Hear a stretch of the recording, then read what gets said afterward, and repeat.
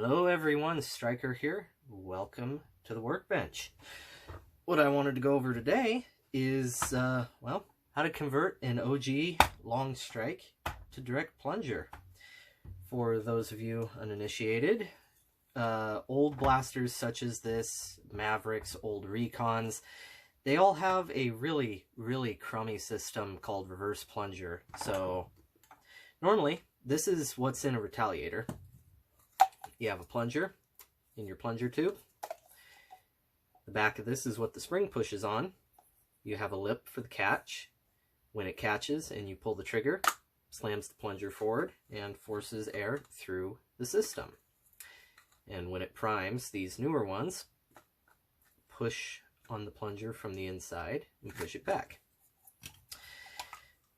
Reverse plungers, it's like trying to hammer a nail through a pillow. It's just garbage. There's massive amounts of dead space. It's like a plunger within a plunger, you know. In some ways takes up more space, but in some ways is also more compact. But the performance is garbage. And when you upgrade the spring, instead of dealing with something like this, you're dealing with something like this. And because of the constraints you're working with it having to fit around the plunger tube, the outer plunger tube, it doesn't work. You know, it's hard to find good replacements. So the goal of this is going to be, well, gut this, which is kind of already out of this, and replace it with retaliator internals. I picked this up while thrifting. It was like $7, pretty good find. Well, my friend of mine found it, actually, and he picked it up for me. So pretty good deal. It did come with the stock, but sadly did not come with the barrel attachment. I'll have to pick that up separately, and hopefully for cheaper than $20. So I already have this gutted. Pull the top off, and really, this is what it should look like, I guess you could say. As your trigger assembly, just your trigger that interacts with the catch directly. We'll leave that out for now. Your magazine release assembly, it's all pretty simple. We don't need to touch any of the stuff up front here. That can all be left alone. But that's basically what you want to be left with in regards to just the shell. Ignore these orange pieces here for now. I'll explain those in a minute. Ouch. Got my... Ooh. One moment. So that was fun. Actually, I didn't just get that cut. Long story short, kids, don't play with razor blades. Or at least use them properly, lest you slice your thumb. That was from last night when I was working on this. So, where was I? Yes. So the only parts you will need from the original mechanism for the Longstrike is you will need the original spring perch, spring seat. You will need the original bolt sled and bolt carrier, or the bolt assembly, I should say. And your trigger assembly and your magazine assembly. Your bolt, this one actually didn't come with one, so that's off of a Vulcan, shortened and modified. And you will need the guts of a retaliator. So if you can find one thrifting, find one for cheap on eBay, or if you're like me, a friend of mine's converting his to a FTW micro wheel flywheel setup, so he let me have the guts. What you will need from a retaliator is the spring, if you're just using the stock spring. This is a Orange Modworks 7 kg spring, 7 kilogram spring. Tried this, can't get it to catch. It's probably because of the pre-compression between this and the spring perch where it'll sit. So that one I can't guarantee will work. This is a Tech 6 spring, I think. Busby Tech 6. That works in Alpha Trooper, Elite Alpha Trooper. I actually just pulled that out. So we're going to see if it works in this. But stock spring for stock performance. You will need the retaliator bolt, which is the bolt breech assembly, this bit, because the big DIY part of this is going to be, whoop, don't bump that, you need to use the back half of the retaliator bolt and the front half of the Longstrike bolt. And that is because, obviously, I chucked it in the trash, but the back half of the Longstrike bolt, A, isn't going to be in the right area, and B, isn't compatible with the retaliator plunger tube. So, I'm actually going to remeasure this because I don't remember correctly. I specifically cut off about 1.5 inches of the retaliator bolt, and however much here. I think it was about from the tip here is where I measure it. It's what 4 7/8.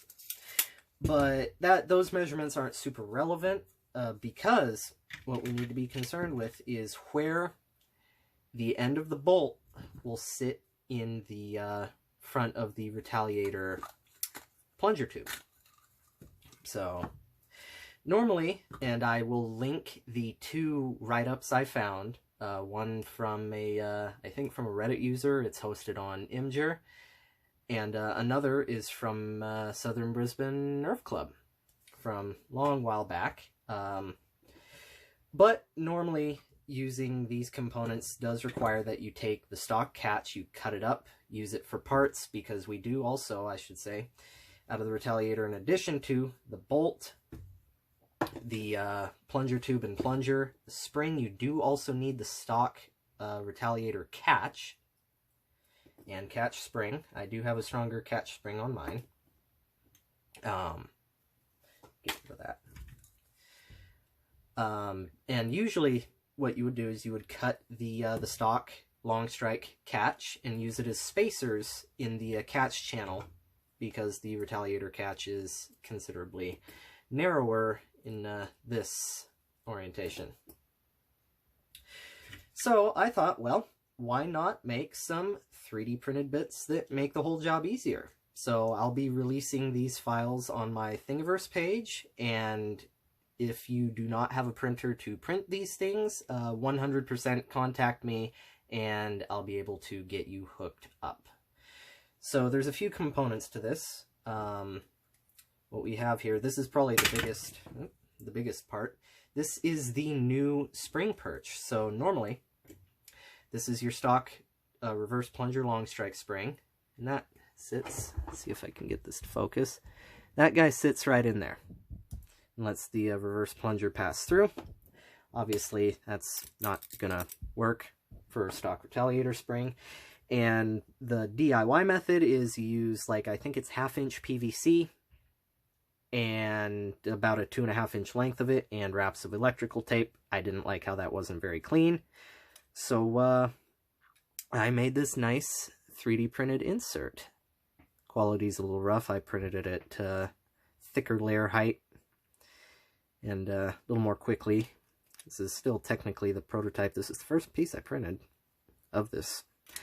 And of course, if you're printing this yourself, your tolerances will vary just because of calibration, flow rates, etc. If you print, you know what I'm talking about.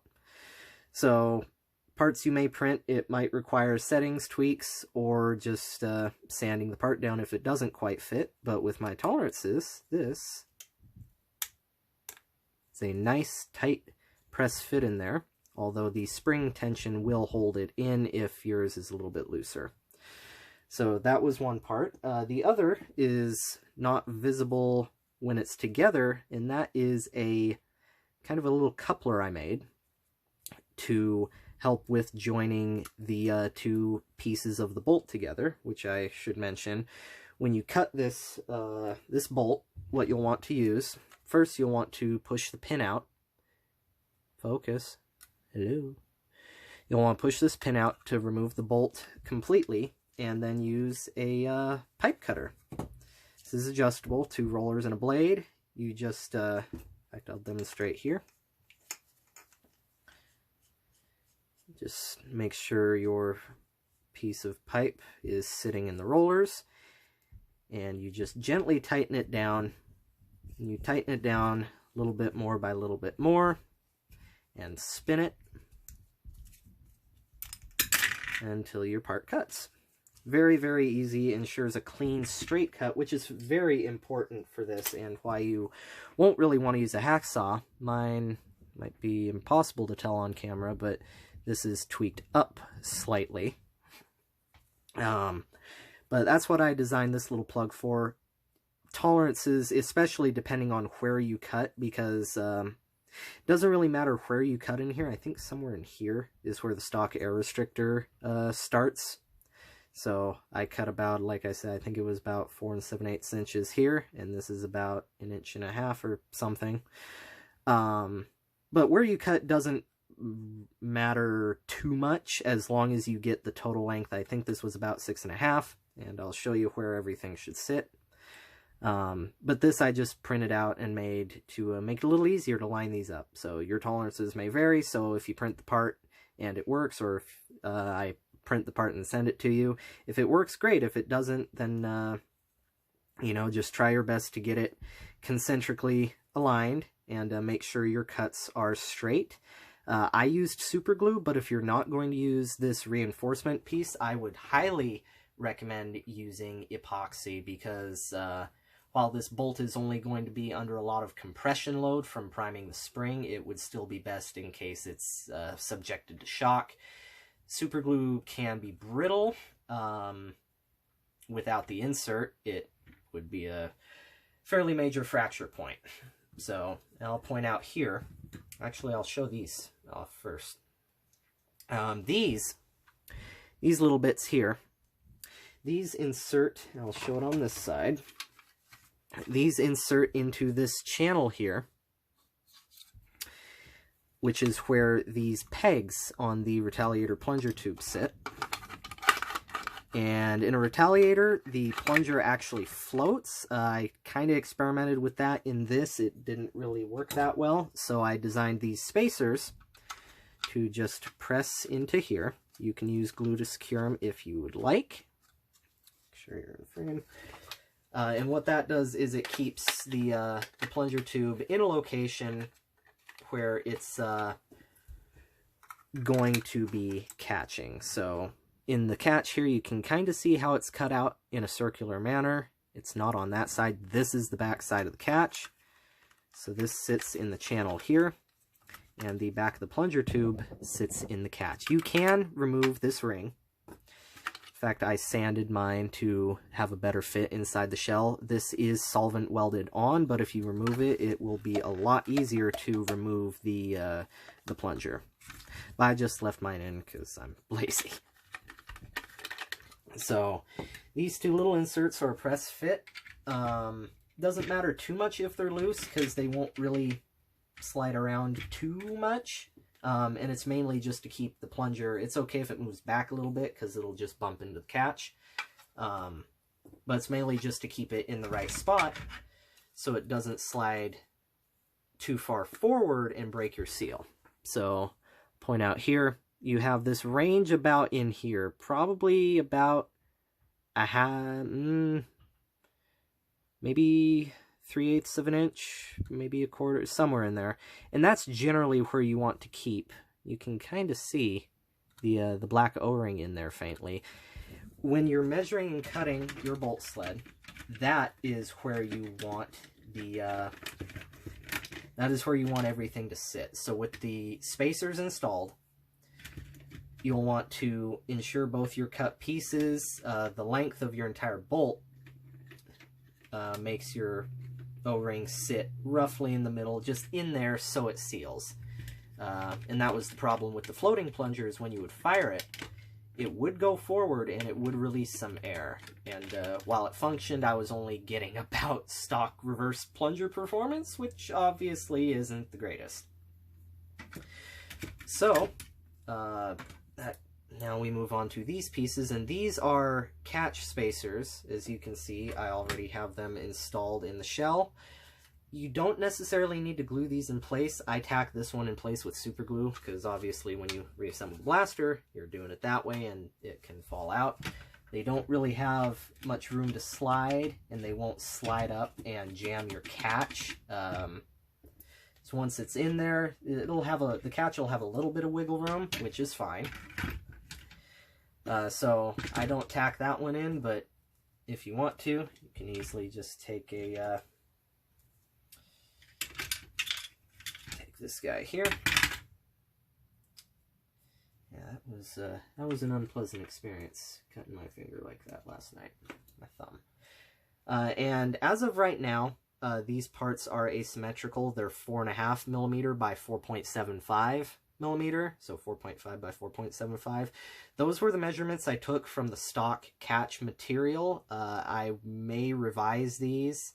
It shouldn't really matter too much which way you flip them, just because of the amount of wiggle room that's in there. But normally I think it's 4.5 vertically and 4.75 horizontally.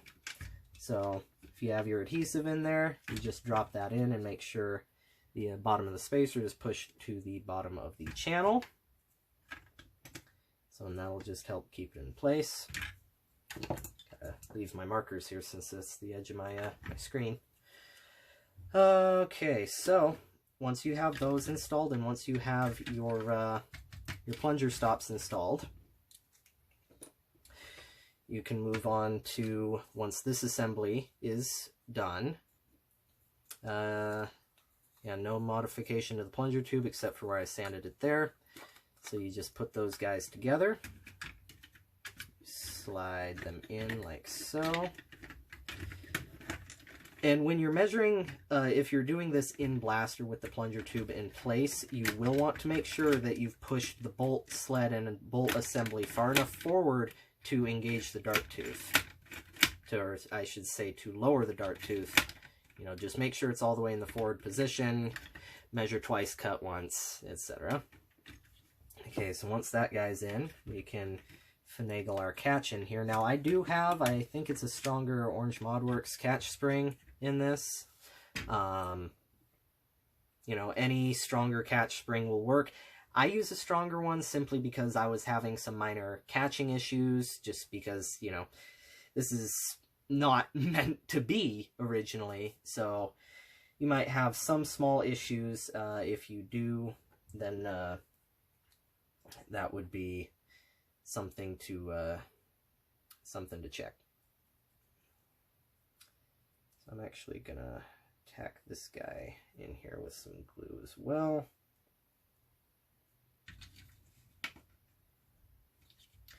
Just make sure he stays put when I flip the shell over. So we're going to throw our jam door in. Enable that guy in there. The jam door does need to sit in front of the bolt, as the stock mechanism pushes the jam door forward when you push the bolt forward. Okay, so that guy's there, that guy's in there. Not going to put the trigger in yet, so we're going to try and stick this this Busby Tech 6 spring in here. Oh gosh, that's a ooh, like there was that had some pre-compression before for sure in my Alpha Trooper, but that is quite a bit. So we'll see if it catches here. Whoops. So that spring in there. It's okay if your catch pops out for now. The only time it's critical where it needs to sit in place is obviously during assembly. So that pressed in place, that all bolts together. Now is where we want to get our catch seated properly, and our trigger. Try not to block as much of this. Come on, get in there. Oh, and that reminds me, another thing. On the underside of the Retaliator catch, obviously I can't really show it here now that this is assembled, but there's going to be a little nub, and you want to sand that flat, or it's a little tab. You want to sand that flat with the rest of the plastic, and you'll also want to, I'll just bring this up. You can see right in there where I made some shell cuts. And I did do that on the other side as well. That is so the Retaliator catch will have as much down travel as possible, otherwise you'll have some catch irregularities and unreliability. Come on. Get in there. There we go. So, this is going to be tricky. Strong catch spring, strong mainspring. Trying to wedge everything out of place. This gets too finagly. Like if I try this like a couple more times here, I'm just going to throw the stock spring back in it. Don't forget your attachment teeth. Unless you don't want those in there. But we want those in there. Oh gosh, that's... You know what? Can we make this work better? It just wants to sit like that. Don't explode. Please don't explode. I don't want explosions. Mr. Torg, no.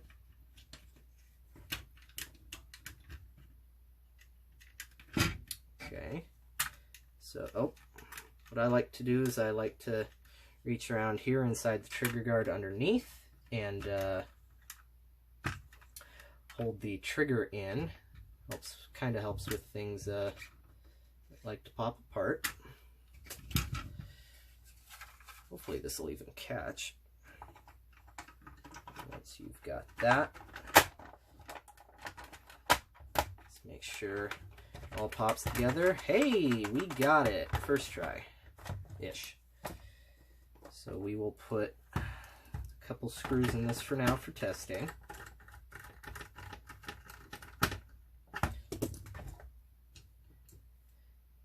And definitely cross-reference this video. Oh, well. Grease everything if you can.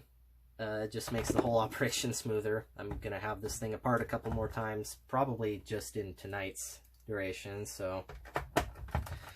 but when you're throwing it back together for reals, definitely grease it. Makes everything a lot smoother and function a lot better.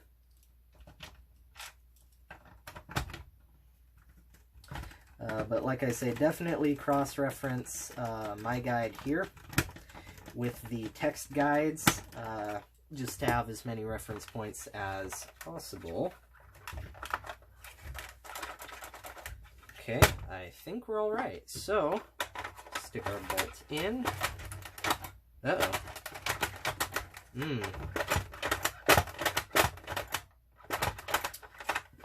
Well, something ain't right. One moment, please.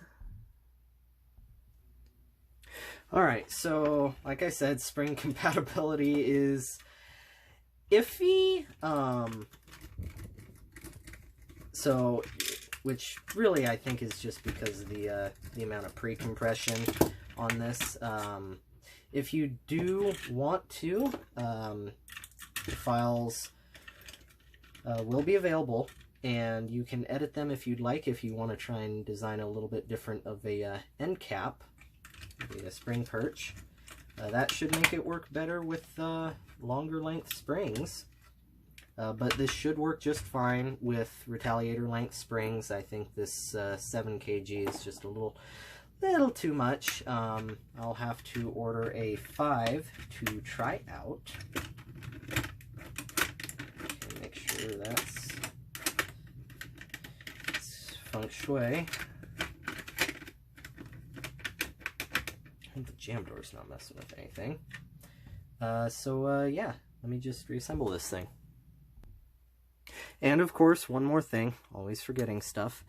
I did have to trim my breech here. I had to trim this lip back, and I also had to trim the lips here back because of the length of this assembly. And it might be negatable if you're able to get this whole thing a little bit shorter. I think I was just over 6.5.